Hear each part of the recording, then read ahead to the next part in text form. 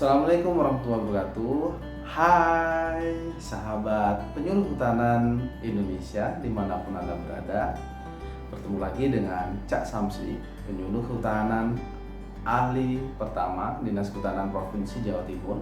Pada kesempatan kali ini saya ingin membahas terkait dengan materi kelompok tani hutan dengan tema pembentukan dan registrasi kelompok tani hutan. Kelompok tani hutan adalah kumpulan petani warga negara Indonesia yang mengelola usaha di bidang kehutanan di dalam dan di luar kawasan hutan.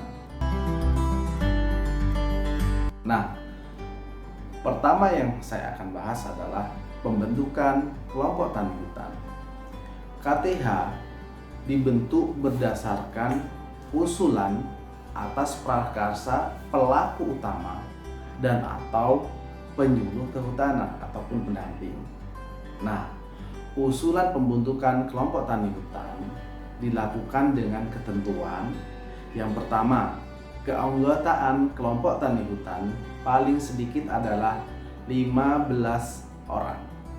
Yang kedua, terdapat unsur pelaku utama yang berdomisili dalam satu wilayah administrasi, desa, ataupun kelurahan dan dibuktikan dengan kartu tanda penduduk. Dan yang ketiga, melakukan kegiatan di bidang kehutanan.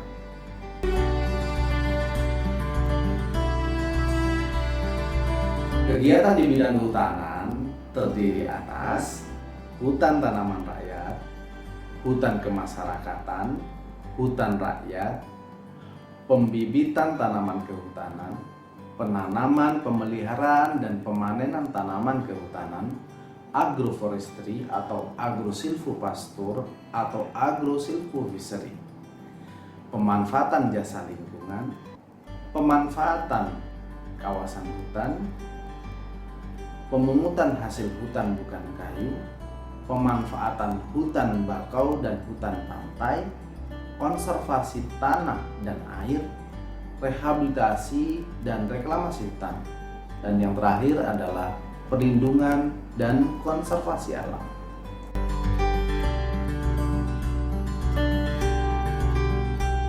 Nah, sahabat penyuluh hutanan dimanapun Anda berada, sekarang kita menginjak pada tata cara pembentukan kelompok tani hutan.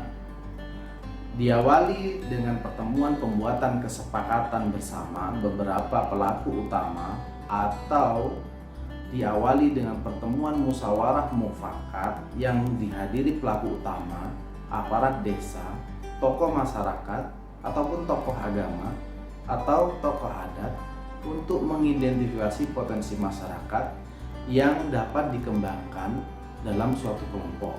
Ini bagi yang dilakukan pendampingan oleh penyuluh kehutanan. Kemudian hasil pertemuan pembentukan kelompok tani hutan dituangkan dalam berita acara pembentukan KTH yang memuat 1. Pemberian nama kelompok tani hutan. Yang kedua, pemilihan pengurus kelompok tani hutan. Yang ketiga, pembentukan struktur organisasi kelompok tani hutan.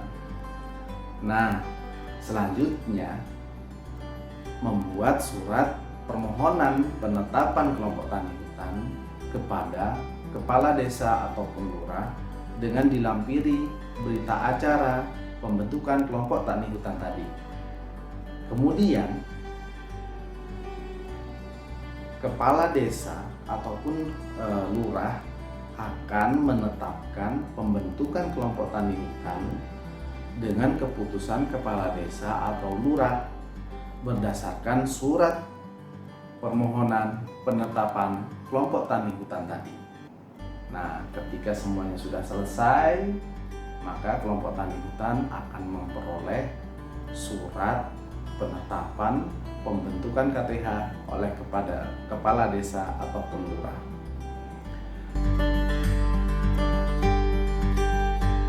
Yang terakhir adalah registrasi KTH ataupun kelompok tani hutan. Kelompok tani hutan yang terbentuk wajib memiliki nomor registrasi yang dikeluarkan oleh Kepala Dinas Kehutanan.